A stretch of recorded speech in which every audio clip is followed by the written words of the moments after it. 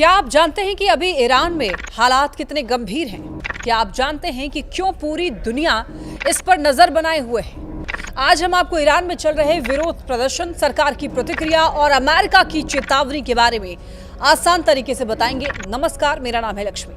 हाल ही में अमेरिका ने अपने नागरिकों के लिए एक ट्रैवल एडवाइजरी जारी की है। इसमें साफ कहा गया है कि पूरे ईरान में प्रोटेस्ट लगातार बढ़ रहे हैं और हिंसक भी हो सकते हैं। ये हिंसा सिर्फ प्रदर्शनकारियों और पुलिस को ही नहीं बल्कि आम लोगों के लिए भी खतरे की वजह बन रही है। आप सोच सकते हैं कि अचानक सड़कें बंद हो जाए, पब्लिक ट्रांसपोर्ट रुक जाए और इंटरनेट पूरी तरीके से बंद हो जाए तो क्या होगा। यही हालात फिलहाल ईरान में है। सरकार ने मोबाइल, लैंडलाइन और नेशनल इंटरनेट नेटवर्क तक पहुंच को बंद कर दिया है। इससे लोगों के लिए कम्युनिकेशन करना बहुत मुश्किल हो गया है। इतना ही नहीं, कई एयरलाइंस ने ईरान से आने जाने वाली फ्लाइट्स को रोक दिया है या फिर कैंसिल कर दिया है। अमेरिकी नागरिकों को सलाह दी गई है कि इंटरनेट की लगातार प्रॉब्लम्स के लिए तैयार रहें, ऑल्टरनेटिव कम्युनिकेशन मेथड्स का प्लान बनाएं और अगर सेफ हो तो सड़क के रास्ते आर्मेनिया या तुर्की जाएं। अब सवाल उठता है, इस हिंसा का असली नुकसान क्या है? देखिए, देश भर में प्रोटेस्ट और क्लैशेस में अब तक कम से कम 646 लोग मर चुके हैं।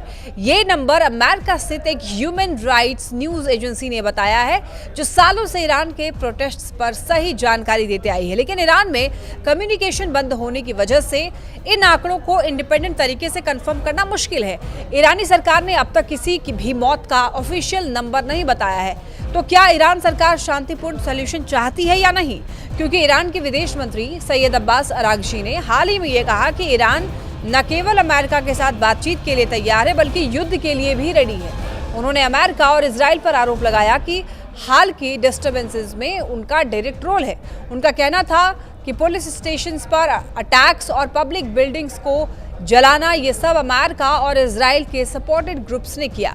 ईरानी सरकार ने इस दौरान मारे गए पुलिस और आम लोगों के लिए 3 दिन का नेशन वाइड शोक घोषित किया है।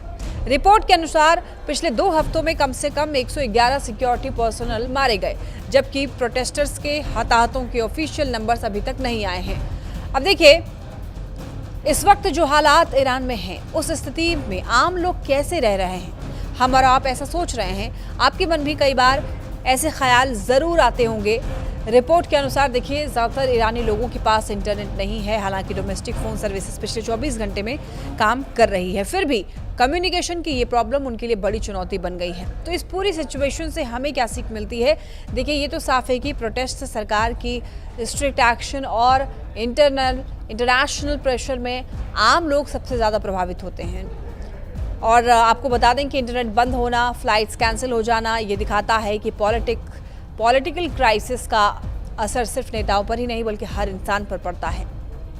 जब भी आप न्यूज़ पढ़ते हैं, सोशल मीडिया पर खबरें देखते हैं, ईरान से जुड़ी हुई खबरें देखते हैं, तो याद रखिए कि सिर्फ एक कंट्री की ये कहानी नहीं है।